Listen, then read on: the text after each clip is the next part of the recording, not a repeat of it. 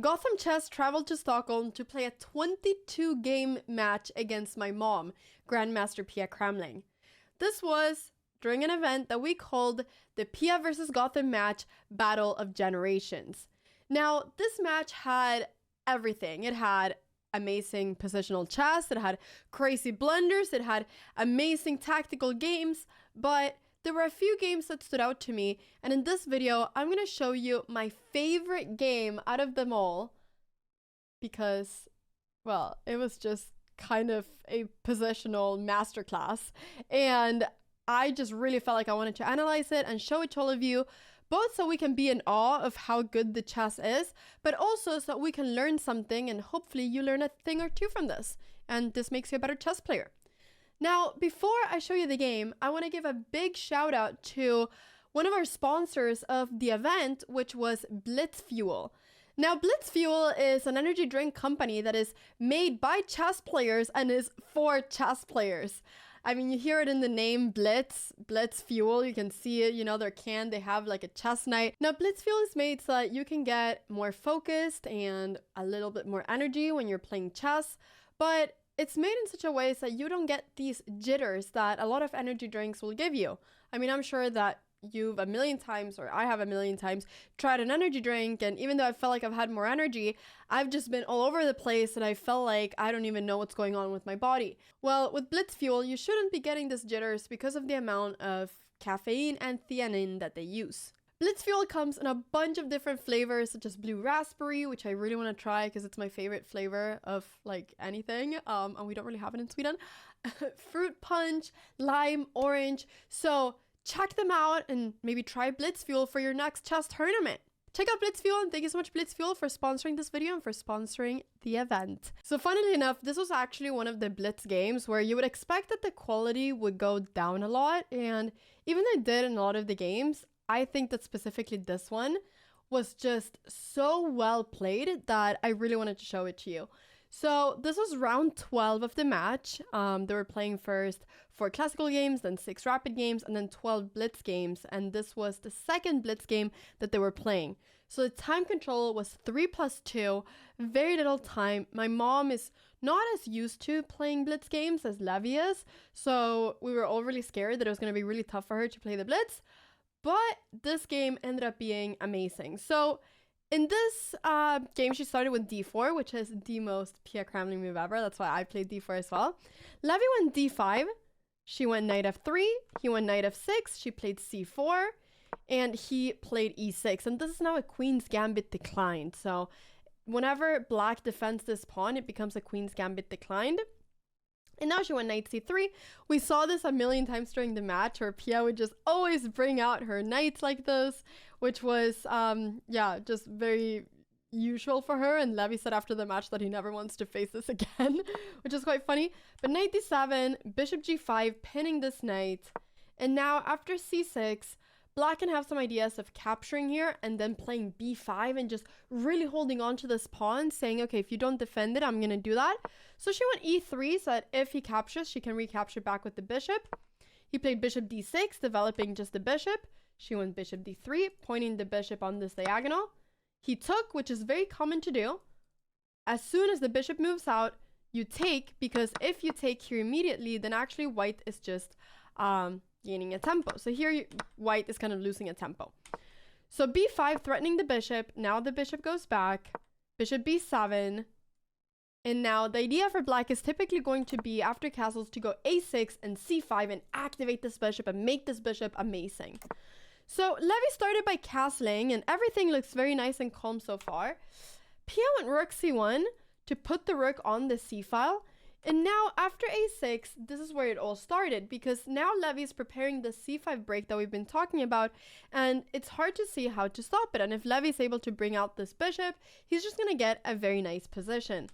But here Pia did this fantastic move, knight e4, and this is a very important move because she's threatening the bishop. Levi cannot take this knight because of the queen.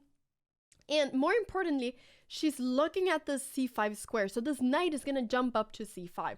This is crucial because we're trying to stop Levy from playing c5. We're trying to stop black from doing this move and activating the bishop.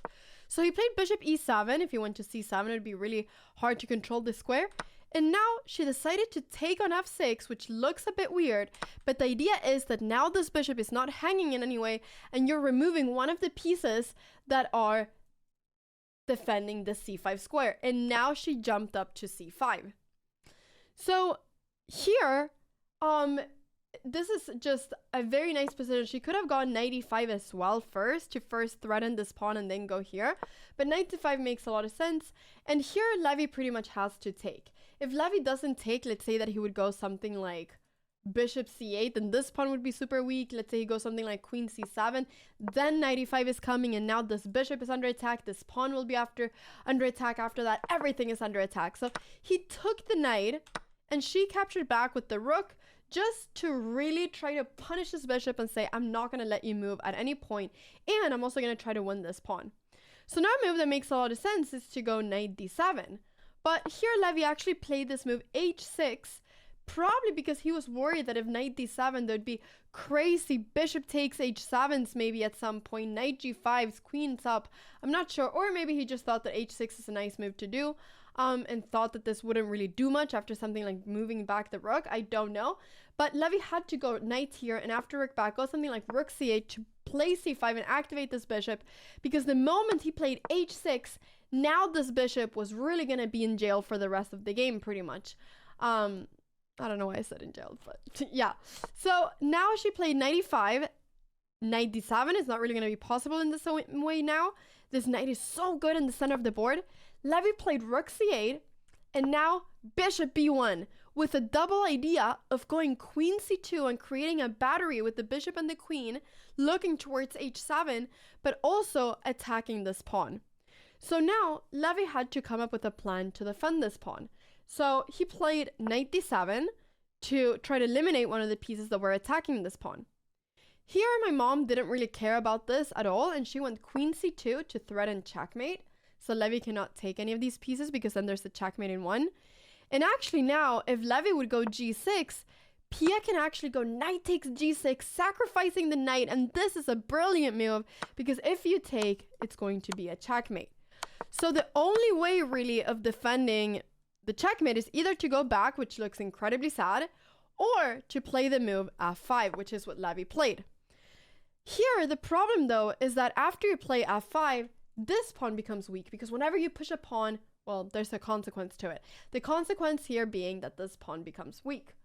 So now Pia decided to trade the knights because she has to either move the rook or, you know, trade the knights. And after takes, she played this move f4 to not give Levy any counterplay with e5, because this would be the one thing that Levy can try to do. He can try to play e5, and it doesn't work here because we can just take it, but he could try to get this to become a pawn with no other pawn defending it, and then start moving all these pieces and attacking this pawn. But Pia said, no, I'm going to stop this idea forever. So she played f4. Now, Levy here played queen d6, and now there was this idea that I just thought was so beautiful, that was that Pia played this move a3 in just 2 seconds. And, okay, I don't know, I'm calling her Pia, my mom, whatever. But the reason I think this is so nice is because the idea of this is that she wants to play bishop a2, and now she wants to take advantage of the fact that Levy has played f5 and is not defending this pawn. And that is what chess is all about. You attack one thing, and then when the opponent defends, sometimes the opponent needs to make a move that has a lot of commitment to it. And then when there's a lot of commitment to a move, you can start playing against that commitment. Does that make sense? I don't know if it makes sense, but you can start playing against this new weakness that has been created in your opponent's position. So here, it's very clear. It's this pawn. So Levy played a5 because he wanted to go for b4. My mom didn't care. She went bishop a2. And now actually there's the threat of rook takes f5 maybe, because if rook takes, queen takes, and you cannot take back because of the pin. Levy therefore played king h8 to get the king out of this pin. And now my mom brought in another piece that wasn't being in use. In chess, you typically want to use all of your pieces. It's this is your team. All of these pieces are your team. So you want to use all of them and make sure that all of them have a purpose. Now with this rook over here, you're really saying, hey, you can never move this bishop from this diagonal because I'll take this pawn. So Levy decided to go rook d8 because the rook wasn't doing anything on c8 anymore. And now my mom went rook e5 with the idea of starting to really attack this e6 pawn. And now the problem is that Levy can't defend this pawn with the bishop because then this pawn falls. And so it becomes really difficult to defend. So rook f6. Now my mom went rook c5. She went back. You know, maybe not the best move. This is a blitz game, so I do think this was kind of like I want to get some time back kind of thing. But yeah, this is just a really nice position where you don't really have to make a lot of moves very quickly. But she went rook c5, Levy went rook g6 and tried to get some counterplay on the king side. Now she played queen f2 because she wanted to really attack just with the rooks. Queen e7, and now she found this beautiful idea, which was to go bishop b3. And this is a really, really nice idea because she realized that she wants to bring this bishop to f3. So she's rerouting this bishop that doesn't serve any purpose on this diagonal anymore to a square where it serves a lot of purpose. And this, I think, is just a really nice idea because it's like, oh, hey, bishop, what is the best square for you? It's this. Okay, let me just take you there. And it makes chess just look so simple. Levy didn't really know exactly what to do. He also only had 15 seconds. So he was going back and forth, and Pia continued with this plan. Levy played b4. Pia actually just played a4 just to really not give any counterplay. And in this position, Levy really blundered by going bishop a6, allowing my mom to take on c6 and just winning a piece, which would just be game over. And, you know, he did this because he had 10 seconds on the clock. Like, he would never blunder this if he had more time. But specifically here, it was a blitz game. Blunders happen. And my mom also, like, immediately just played b3 to not give any counterplay whatsoever and just missed that she could take this pawn. So here we're seeing a kind of sequence of events that is maybe not so high-level chess. But I just love this idea of rerouting the bishop. She played b3. Levy noticed this now, so he played bishop d3. Now we have bishop f3. The game continues. She wants to bring the bishop all the way to the best square. And now there's nothing stopping this pawn from falling. She took the bishop, now doubling the pawns on the e-file, and then captured the pawn on c6. Now, it looks like this is completely game over, but actually there's going to be a beautiful tactical idea that Levy's going to have soon, which I'm so excited to show you. And the thing is that Levy, he was so good at always finding ways of counterattacking. Like, okay, I have a lost position, but how can I make my opponent's life as difficult as possible? Or how can I make it as hard as possible for my opponent to win the game? Which is a great skill that Levy had throughout this match. And in the blitz, I just thought it was very impressive. So, queen d5, threatening this pawn. Now, Pia went rook c4 to block the queen from attacking this pawn. Now, Levy brought the queen to the king side because he is a pawn down. So, he's gonna try to checkmate because strategically and positionally, he's just completely lost. These pawns are all so weak. Now she went queen d2. Levy played king h7 just to, well, make a move, I guess. Rook c5, threatening the queen. Queen g4. And now, after my mom took on a5, this actually loses the game if Levy finds an insane move that is impossible to find with the 5 seconds he had left on the clock. Like, this would have been impossible for Levy to find. But let me know in the comments if you can see the move. Like, pause the video and type it in the comments because it's a really beautiful and cool move. Okay, there we go. I hope you've typed it. I hope you've thought about it really hard and that you've typed it now. Okay, the move that Levy could do is rook takes d4, sacrificing the rook. And this is a beautiful idea because if you take with the queen, there's a checkmate in one move. You're deviating the queen. But if you take with the pawn, there is this beautiful move, e3, attacking the queen once again. If we take the pawn, it's a checkmate. And if the queen has to move somewhere on this file to defend the checkmate, but wherever the queen goes, there's going to be the move e2. And now there's no way of defending both the checkmate and this pawn from promoting. I mean, the best thing we can do here is to sacrifice the queen. Why? Because if we go something like queen e4, there's defending this checkmate, there's going to be e1 check, deflecting the queen, and after we take, there's a checkmate.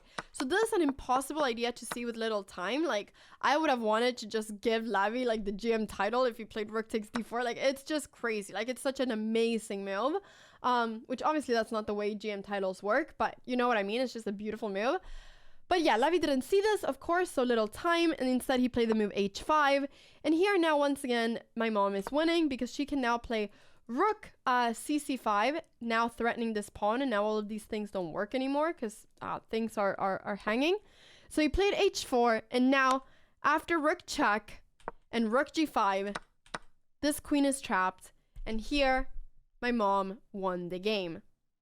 Now this was just a blitz game, and well, it ended up becoming in the blitz portion 7-5 for Levy. So Levy won a bunch of games in this blitz portion. He was playing so well.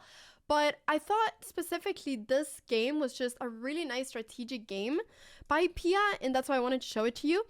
And I love just these ideas of really playing against this light squared bishop, and then the idea of moving out the bishop around, and then the plot twist of this beautiful move that Levy is able to get because of how actively he's playing with all these pieces. And I just feel like this game has a little bit of everything, even though it's just a 3+2 game. And that's the beauty of chess, that chess is chaotic and just anything can happen in a short amount of time. So I hope that you enjoyed the analysis of this game. Levy did end up winning the whole match, so big congrats to Levy. But yeah, this is just a nice game that I wanted to show to you. So thank you so much for watching this video. Let me know what you thought about the game, and thank you also so much Blitzfuel for sponsoring this video and for sponsoring the event.